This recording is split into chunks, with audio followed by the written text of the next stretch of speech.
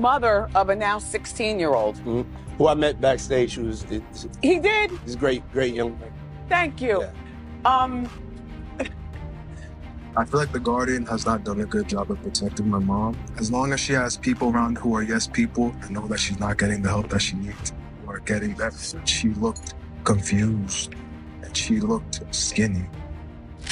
Oh, I never knew that, but that's why Wendy Williams got fired. Yes. Because having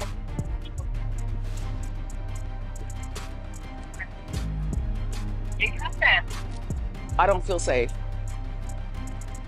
Clap if you feel safe. Oh.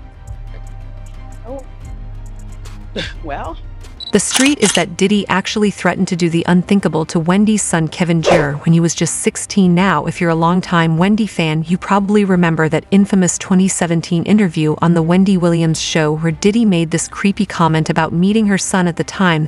This seemed like an innocent comment, but fast forward to now, and there's a lot more context around Diddy's pattern of targeting young men. Diddy was recently hit with new disturbing lawsuits from 3 different men who claimed they were just 9, 10, and 17 when Diddy allegedly victimized them. Allegations against Sean Diddy Combs, and these are some of the most horrific yet.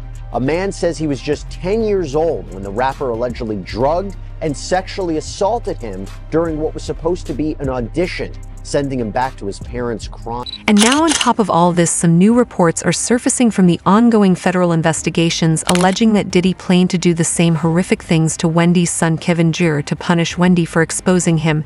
And if you go back to that interview and carefully watch Wendy's reaction, you can see her face change the moment Diddy mentioned her son.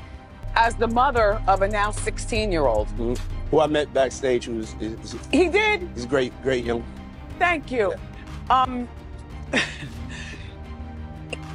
You represent a lot to a lot of people in general. I mean, example to people who aren't black, like, yes, we can, yes. But here's where this story gets even more sinister. Ever since that interview with Diddy, L's life has taken a downward spiral, from fainting on live TV to having all her bank accounts frozen and being placed under guardianship to ultimately being diagnosed with dementia and a speech disorder. All these things happened within a span of just a few years.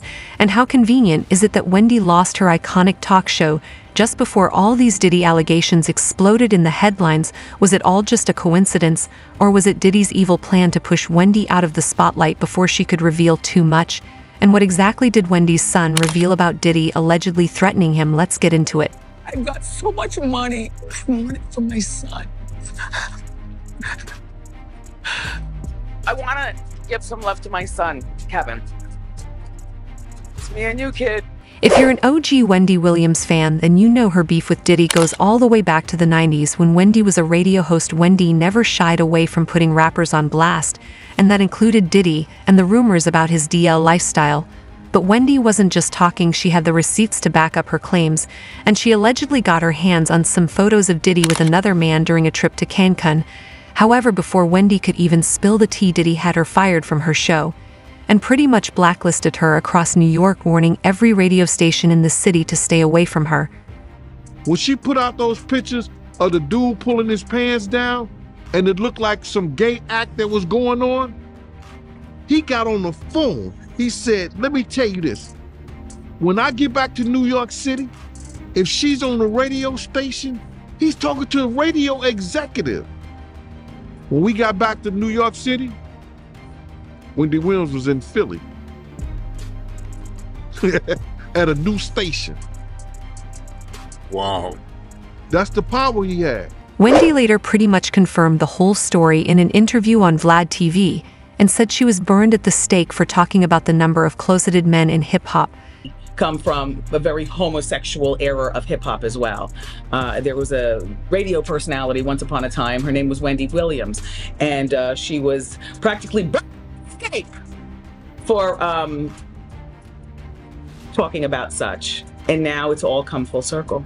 There were many situations, none of which to talk about, but there were many situations back in the day in my career, and it's all coming full circle now. So. But that's not all. An old clip recently resurfaced where Wendy claimed that Diddy actually sent a girl group signed to Bad Boy to ambush her at her job. Yeah. I remember I got off the air one day and them the total were downstairs waiting, and everybody upstairs at the radio stations looking down, looking it on, waiting for something to go down. I wasn't yet married. My knight in shining armor screeched up in his car just out of nowhere. I didn't even know what was about to happen. And then Jaguar Wright joined the chat to remind everyone that Wendy was the first one to publicly expose the so-called homo thugs in the industry. But Jaguar didn't stop there. She also went on to suggest that Diddy most likely set Wendy up, just like he allegedly did with his ex Kim Porter. Is that him, or is that... Shout to Wendy Williams, the first woman to uncover the homo. That's what these download bitches was called when Wendy first started talking about it in the 90s, the homo thug. She talking about Diddy. And then what's the stuff that's happening with Wendy Williams? Do you think this is all connection too? Of course. They've been waiting. He's been waiting.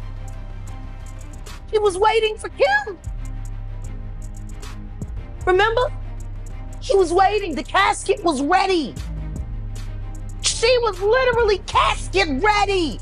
But see, Wendy wasn't just gossiping about Diddy's rumored double life. She also reportedly had the inside scoop on his alleged crimes. For example, Wendy openly questioned the '99 nightclub shooting case, where Diddy was accused of setting up Shine to take the fall. He ran out of the club so fast and got into the waiting SUV that it wasn't until he got into the truck that he realized that he left Jennifer behind, along with his bodyguard, Anthony Wolf. He just ran. Forget it. That's a true sign of an itch bag, by the way. Leaving his woman. I thought it was an unk bag. Well, eventually, Jennifer and Wolf made their way to the SUV without Puffy. Right. They ran 11 lights to elude the cops. Supposedly it was Puffy, although people are saying they saw a female hand tossing a gun out the window. And then when the cops stopped them, they found a second gun, of course, in the car. Right. 4 of the occupants, the driver, the bodyguard, Puffy and Jennifer, were handcuffed and taken down to the precinct. And eventually Puffy and his bodyguard, Wolf, were overheard talking about their plot to bribe the driver to take the rap for the gun. And Puffy was overheard saying, and I quote, because the prosecutor said this, "I can't go to jail, I'm Puff Daddy." And once Wendy moved from radio to TV, Diddy practically became one of her go-to topics. Okay, he was arrested with a deadly weapon. And in making terroristic threats, Wendy also didn't hold back when it came to Cassie and Diddy's relationship. She would often bring it up on her show and drop hints. There was something seriously strange about that whole setup. Cassie, 8 years wasted, no baby. But that's not all. Believe it or not, 3 whole years before Cassie finally broke free from Diddy, Wendy was already raising the alarm about Diddy's controlling behavior. So back in 2015, Cassie and Diddy were reportedly hitting a rough catch, and rumors were swirling that Cassie had to jet off to South Africa to get away from him, and Wendy actually talked about this on her show.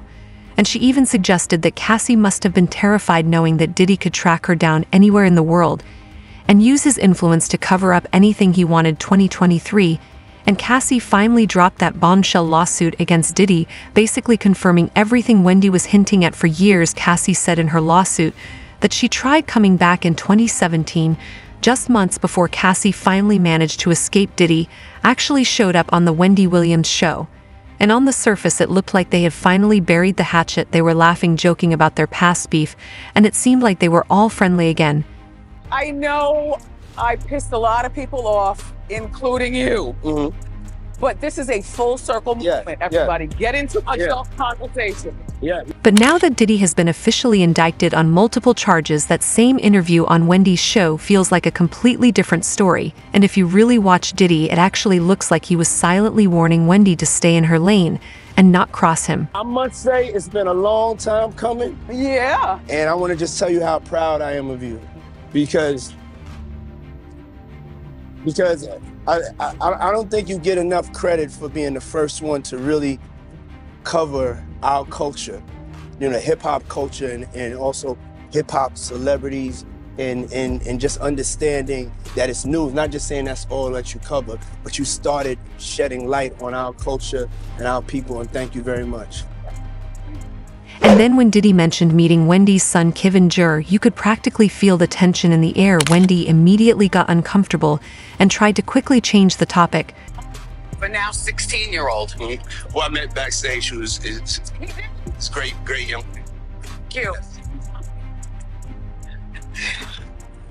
You represent a lot to a lot of people in general. I mean, people think that Diddy said this to intimidate her because, I mean, we all know Wendy knew a lot about what was going on in Hollywood. If you haven't watched this interview, I suggest you do, because I couldn't believe how much Diddy was lying throughout this entire video. He was actually dating Cassie during this time, and when he was asked about his relationship with her, he made it seem like they had a perfect relationship and that he really loved her. During this interview, she also asks him about Biggie's death and if he feels responsible, and this is what he said. Do you ever feel responsible in any way? In any way? I mean, the thing I always feel some sort of, responsibility, because I'm in this thing with him. You know what I'm saying? He's my artist, and he was supposed to go to London that night, and I let him talk me into not going to London and staying in LA. And that that's something that really bothered me throughout my life, is sometimes you have to really go with that decision in your gut. And in my gut, I was like, you need to get on the plane. But sometimes when you don't listen to your gut, and this is God's world, it's his plan. But if you go and check out Gene Deal's interviews, he was Diddy's former bodyguard back in the day, and he was there when Biggie died. And he says that Diddy was responsible. So looking at everything that happened to Wendy after this interview, it really makes you wonder, did Diddy play a role in making her health issues worse? And how did Wendy's son Kevin Jr. react to all this speculation linking Diddy to his mom's health issues? So to give you some context, Wendy's son previously alleged that some people in Wendy's team were pushing her to drink and allegedly gave her contracts to sign while she was under the influence. In June 2023, Kevin Jr. told The Sun, if they are providing it, they are definitely enabling a type of personality and giving her the green light to drink. Once I heard that she was agreeing to stuff around her rehab, I thought, well, okay, they are taking advantage now. In case you're out of the loop on Wendy's guardianship, in January 2022, while Wendy was dealing with the fallout from her divorce from Kevin Hunter, her bank Wells Fargo froze all her accounts. The bank claimed Wendy was an incapacitated person, and they even went so far as to petition the New York Supreme Court to appoint a financial guardian for her.